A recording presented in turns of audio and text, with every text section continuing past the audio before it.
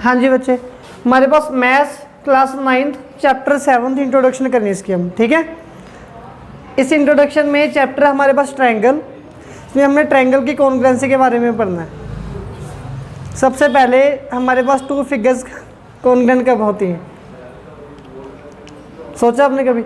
देखो कॉन्ग्रुएंट का मतलब हमारे पास ये होता है कि अगर कोई भी दो चीज़ें हमारे पास बिल्कुल सेम टू सेम है, जैसे कि एक भी अरमान है और दूसरा भी अरमान है, दोनों के name Armaan Armaan same to same है, ठीक है, तो ये दोनों अरमान कॉन्ग्रुएंट होगी। या फिर आपके पास एक नोटबुक है, उस नोटबुक का सेंटर पेज निकालो, उस पेज के दोनों पार्ट्स हैं वो दोनों सेम टू सेम कॉन्ग्रुएंट है, ठीक है ना। तो कॉन्ग्रुएंट का मतलब होता है सेम टू सेम होना, मतलब कि दो फिगर्स हैं आपके पास दोनों सेम है। फिलहाल हम हमारे कॉन्सेप्ट पे आ रहे हैं, हमने ट्रायंगल के बारे में पढ़ना है। तो यहाँ पे हम पढ़ेंगे कि दो ट्रायंगल कॉन्ग्रुएंट कब होंगी, ठीक है ना। देखो टू ट्रायंगल्स को कॉन्ग्रुएंट करने के लिए उसके आपके पास कोई भी थ्री पार्ट्स इक्वल होने चाहिए। वो कोई भी थ्री पार्ट्स ऐसे वैसे नहीं होते, वो मैं बताऊंगा कि वो थ्री पार्ट्स कैसे होते हैं, ठीक है। तो ये कॉन्सेप्चुअल मतलब कि यहाँ पे आपको इन्फॉर्मेशन मिलेगी, इसको अच्छे से समझना। वैसे ये 7th क्लास में चैप्टर था आपके पास मैथ्स में, ठीक है। आई थिंक चैप्टर नंबर 7 था या 5 था आपको 7th क्लास में। तो फिलहाल हम इसको भी कंटिन्यू कर रहे हैं।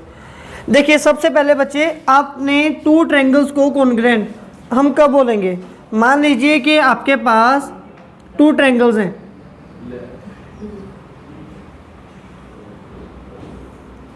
This is triangle A B C and here is second triangle D E F, right, ठीक है। यहाँ पे ना मैथ्स की एक लैंग्वेज होती है, उस लैंग्वेज के अकॉर्डिंग कभी कभी हमारे पास डायग्राम्स में क्या होता है, आपके पास यहाँ पे एक सिंगल कट लगा होता है, ठीक है, और यहाँ पे डबल कट है और यहाँ पे ट्रिपल कट है, और जो इसके साथ ट्रायंगल है वहाँ पर भी इसका सिंगल कट है, और यहाँ पे इसके डबल कट होंगे और यहाँ पे इसके ट्रिपल कट होंगे। पहले तो ये सिंपल सी बात है, इतनी सी, ये चीज़ क्लियर हो रही है आपको कि यहाँ पे थ्री कट आ गए ना, यहाँ पे थ्री कट आ गए। अब इसका मतलब क्या होगा कि इस ट्रायंगल की ये वाली साइड इसकी ये वाली साइड के इक्वल है, और इसके जहाँ पर ये टू कट है ये साइड इस साइड के इक्वल है, और इसकी ये वाली साइड इस साइड के इक्वल है। आपको ये चीज़ क्लियर है, ठीक है। तो मतलब कि आपको ये पता चल गया कि आपके पास दो ट्रायंगल हैं और उन दोनों ट्रायंगल के कोई भी थ्री पार्ट्स इक्वल है, और वो थ्री पार्ट्स कौन से हैं? वो तीनों इसकी साइड्स हैं। ये चीज़ क्लियर है ना। तो इस चीज़ को बच्चे आप बोलोगे, तब आप बोलोगे कि आपके पास ये जो ट्रायंगल, अब इसका नेम देखना आपने कैसे लिखना है, आपने इसका नेम लिखना है ए बी सी, और ये कॉन्ग्रुएंस का साइन हमारे पास कॉन्ग्रुएंट, पहले इक्वल टू का साइन लगाना आपने, फिर यहाँ पे इनवर्स एस डालनी है, ठीक है। ये इनवर्स एस लेटर है, सो रहा है, इसको बोलते हैं कॉन्ग्रुएंट का साइन मैथ्स में, ठीक है। और ये ट्रायंगल कॉन्ग्रुएंट है। अब इसको ध्यान से लिखना। अब देखिए आपने यहाँ पे ए बी लिखा है, अब ए बी लाइन यहाँ पे किसके इक्वल है? ए बी लाइन इक्वल है डी ई के। समझ में आ रही है बात मेरी? तो इसलिए आप पहले लिखोगे डी ई, फिर आगे बी सी किसके इक्वल है? बी सी इक्वल है आपके पास ई एफ के।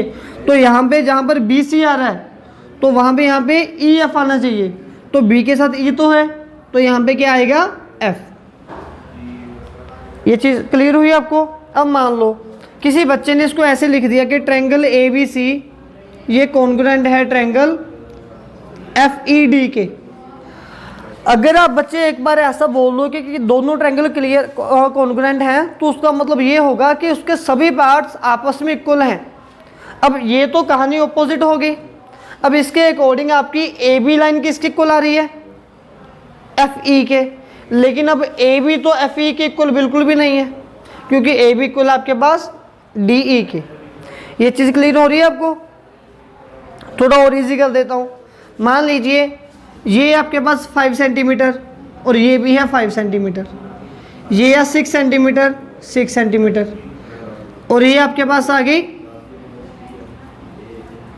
7 सेंटीमीटर 7 सेंटीमीटर, ठीक है।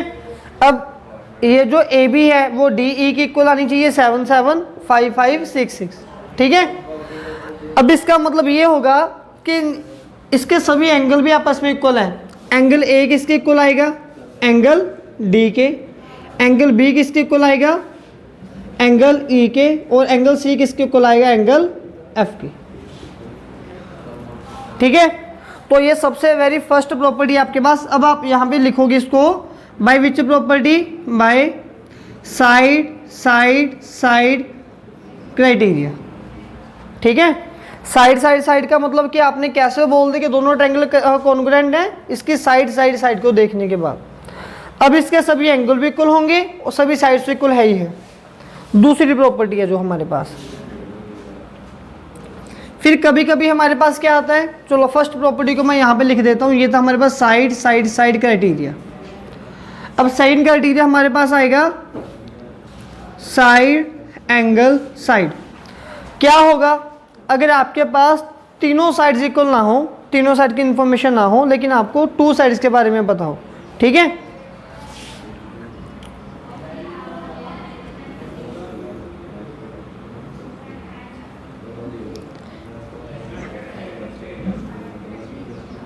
ये है आपके पास A B C, this is D E F. Mean two से कभी कभी आपके पास बच्चे ऐसा भी आएगा कि आपको टू साइड्स के बारे में तो पता होगा लेकिन तीसरी साइड की लेंथ नहीं पता कि वो आपस में इक्वल है या नहीं, ठीक है।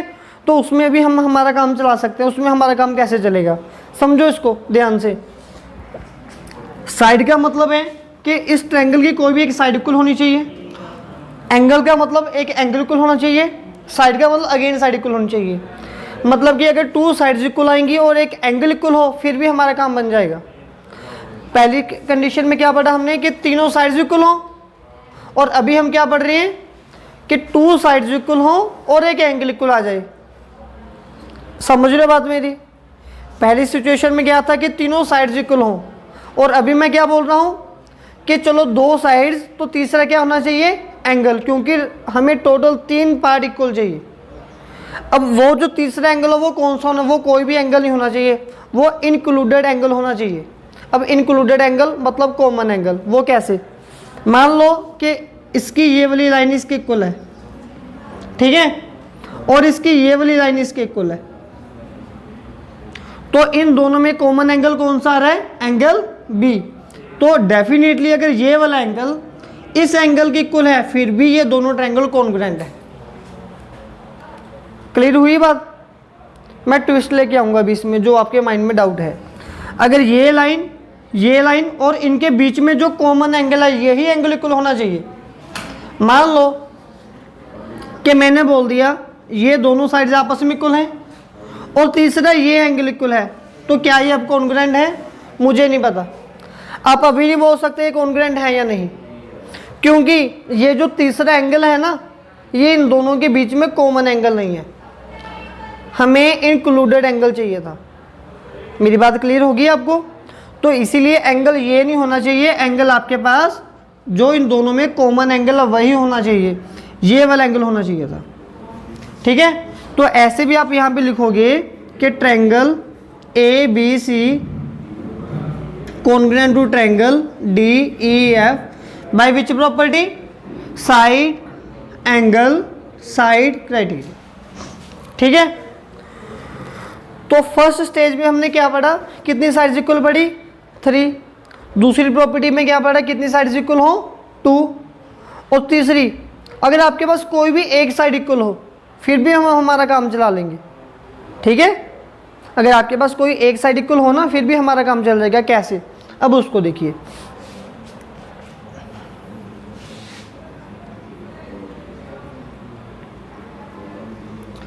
हमें टोटल कितने पार्ट इक्वल चाहिए, 3। तो एक साइड इक्वल मिल रही है, तो अब कितने एंगल इक्वल होने चाहिए, 2 एंगल। तो इसका मतलब क्या हुआ, एंगल साइड एंगल, ठीक है। मान लीजिए 2 ट्रायंगल्स हैं आपके पास,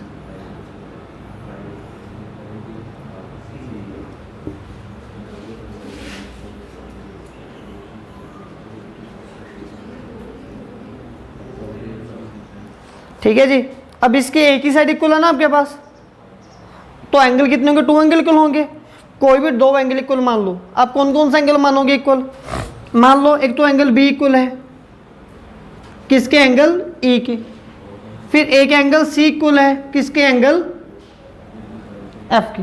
कोई डाउट है यहाँ पे?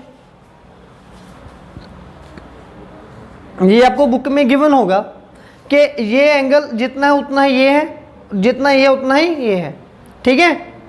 अब तीसरा पार्ट हमें क्या चाहिए? साइड। टू एंगल चाहिए था ना, तीसरा साइड चाहिए। अब वो साइड कौन सी होगी हमने वो डिसाइड करनी है, ठीक है। तो अगर आपको साइड चाहिए तो साइड को उठाने के लिए जैसे कि ये एंगल कॉमन था, ठीक है, वैसे ही आपके पास ये साइड कॉमन चाहिए, ठीक है। अब इन दोनों में कॉमन साइड कौन सी आ रही है? यहां पर देखो, इसमें कॉमन साइड कौन सी आ रही है? ध्यान से देखो यहां पे कॉमन साइड कौन सी है, बोलो नेम। ए बी कॉमन है दोनों में, A B D. B C common है, ई एफ। तो ये साइड इसके कॉमन आ रही है, तो डेफिनेटली ये सिर्फ यही साइड इक्वल होनी चाहिए, बाकियों के बारे में हमें नहीं पता। अगर ऐसे तीन पार्ट इक्वल आएंगे फिर आप क्या बोलोगे कि आपकी जो ये ट्रायंगल है वो क्या है? कॉन्ग्रुएंट। मेरी बात क्लियर होगी आपको? यस और नो? क्लियर होगी नहीं? ठीक है। तो मतलब कि two angles and one common side, तो इसका मतलब अब आपके पास यहाँ पे क्या बनेगा? Triangle A B C congruent to triangle D E F by which property? Angle side angle, ठीक है। अब मैं आपसे एक सिंपल सा क्वेश्चन पुट कर रहा हूं। मान लो एक ट्रायंगल ये थी, ये एंगल इक्वल है ए बी सी। अब इसमें थर्ड साइड कौन सी पता होनी चाहिए आपको? बी सी, ए सी या ए बी? ए बी, क्योंकि कॉमन साइड ये है ना। अगर आपके पास टू एंगल्स ये गिवन हो डी ई और एफ, तो ये दोनों एंगल इक्वल हैं, तो कौन सी साइड इक्वल होनी चाहिए? डी ई, ठीक है।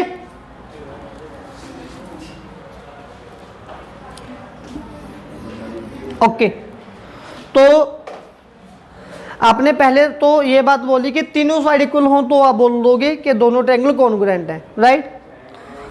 दूसरे केस में आपने क्या बोला कि अगर आपके पास टू साइड्स इक्वल हो आप फिर भी काम चला लोगे, ठीक है।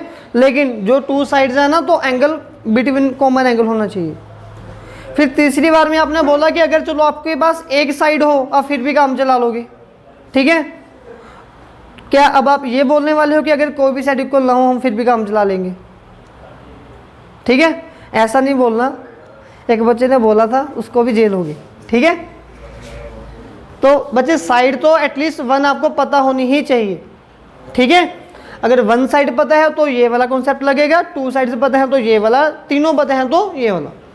अब एक मतलब कि किंग ऑफ द प्रॉपर्टी, जो सबसे मतलब कि राजा महाराजा वाली प्रॉपर्टी है वो रहेगी, ठीक है।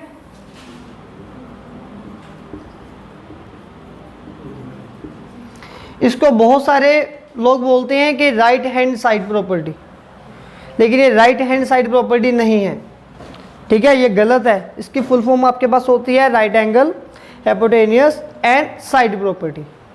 मतलब कि जब आपके पास एक एंगल 90 डिग्री का हो, टू ट्रायंगल्स आ जाएं, दोनों राइट एंगल हो, तो उसमें ये कॉन्सेप्ट कैसे काम करेगा? मान लो this is point A B C,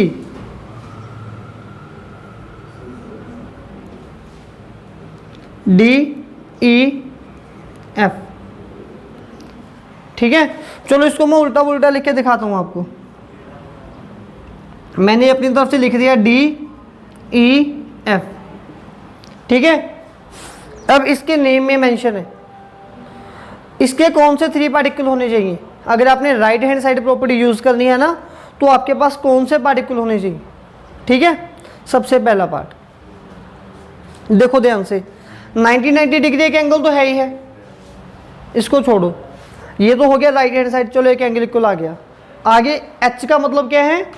hypotenuse, मतलब कि इसकी लॉन्गेस्ट साइड। आपको पता ना इस साइड को, इसको क्या बोलते हैं हम? ये होता है हमारे पास बेस। ये बेस क्यों होता है? क्योंकि इस पे 90 डिग्री का एंगल बन रहा है। और ये हमारे पास होता है परपेंडिकुलर, ठीक है, एल्टीट्यूड हाइट। और ये हमारे पास होता है हाइपोटेन्यूज, ठीक है। तो इस ट्रायंगल में जो 3 पार्ट्स इक्वल होने चाहिए, एक तो राइट एंगल, चलो वो तो इक्वल आ गया, और एक इन दोनों का हाइपोटेन्यूज इक्वल होना चाहिए, ठीक है। मान लो कि अगर आपके पास इसकी लेंथ 5 सेंटीमीटर है तो इसकी भी लेंथ 5 सेंटीमीटर ही होनी चाहिए। 2 पार्ट इक्वल हो गए। अब तीसरा पार्ट रह रहा है, वो तीसरा एंगल होना चाहिए या साइड होनी चाहिए, इसको देख के जज करो। इसके 2 पार्ट इक्वल हो गए ना, एक तो 90 डिग्री, एक हाइपोटेन्यूज, तीसरा क्या इक्वल होना चाहिए? साइड, क्योंकि यहां पे मेंशन है साइड। वो साइड कौन सी हो? वो कोई भी साइड हो, इन दोनों में से, इन दोनों में से, ठीक है। मान लो जो मेरे पास साइड गिवन है वो ये वाली इक्वल आ रही है, ठीक है। अब इसको हम कैसे बोलेंगे कि दोनों कॉन्ग्रुएंट है, ठीक है। इसको कॉन्ग्रुएंट बोलने के लिए पहले आप इसका कोई भी नेम लिख लो। मैंने यहाँ पे इसका नेम लिख दिया ABC कॉन्ग्रुएंट टू। अब इसको ध्यान से यहाँ पे इसका नेम लिखना है। क्या AB किसी भी पार्ट की इक्वल गिवन है? नहीं पता AB के बारे में, चलो। क्या एंगल A किसी के इक्वल है? उसके बारे में भी कोई डिटेल नहीं है। BC किसी के इक्वल है आपके पास? आपके पास BC किसके इक्वल है? DE के या फिर ED के? आपके पास या तो BC इक्वल है या फिर DE या ED इक्वल है। मान लो कि मैं BC को पहले लिख देता हूं यहाँ पे दूसरे तीसरे नंबर पे ED, ठीक है। अब फर्स्ट पे एक नंबर आने को रह रहा है, वो कौन सा आएगा? एंगल B यहाँ पे 90 है और इसमें 90 डिग्री कौन सा एंगल है? D। लेकिन B तो सेकंड नंबर पे है, तो D भी कहाँ पे आएगा? सेकंड पे। तो D आ गया सेकंड पे, आगे BC इक्वल है DE के, तो यहाँ पे कौन सा नेम बचा? F बाय RHS प्रॉपर्टी, ठीक है। ये बच्चे कुछ बेसिक कॉन्सेप्ट्स हैं, मैंने आपको ज़्यादा डिटेल में समझाए हैं ये, ताकि आपको कोई भी कन्फ्यूज़न ना रहे। ये 7th क्लास में थे, 9th में आए हैं, 10th में इसका और भी भयानक रूप आपके सामने आएगा, इसको अच्छे से समझना है, ठीक है। अगर ये क्लियर है तो क्वेश्चन अपने आप हो जाएंगे। कुछ भी नहीं है, ये एक पजल गेम है, मोबाइल फ़ोन में हम गेम खेलते हैं ना, वो है बस। इसको देखो ध्यान से, ठीक है।